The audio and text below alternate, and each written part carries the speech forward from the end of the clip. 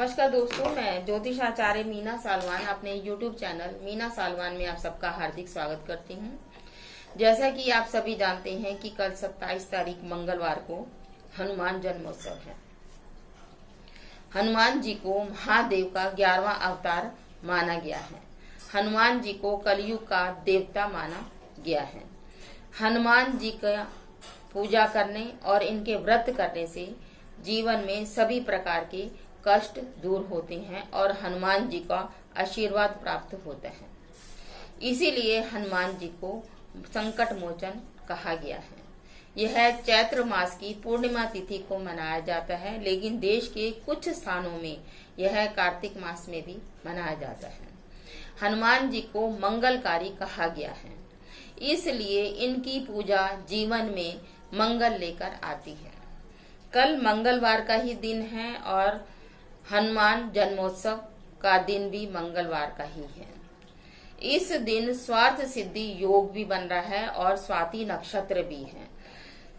किसी भी प्रकार की सिद्धि प्राप्त करने के लिए या मंत्र जाप के लिए स्वार्थ सिद्धि योग अति विशिष्ट माना गया है। तो जैसा कि आप सभी जानते हैं कि लॉकडाउन का समय चल रहा है, हमारे देश पर महामारी का दौर चल रहा है और महामारी ने विकराल रूप धारण कर रखा है। तो हम इस लॉकडाउन के समय में पूजा सामग्री एकत्रित करने में असमर्थ हैं। तो आप केवल 2 पूजा सामग्री, सिर्फ श्रद्धा और विश्वास, इन दोनों को लेकर ही आप हनुमान जी की पूजा अर्चना और आराधना कीजिए और उनकी कृपा प्राप्त करें। आपने करना क्या है, कल मंगलवार को प्रातः नहा धोकर स्वच्छ वस्त्र धारण कीजिए और अपने ऊपर गंगा जल का छिड़काव कीजिए। एक पटरा लीजिए, उसके ऊपर आपने लाल वस्त्र बिछाना है और उसके ऊपर आपने हनुमान जी की मूर्ति स्थापित करनी है या चित्र रखना है और लाल पुष्प अर्पित करने हैं।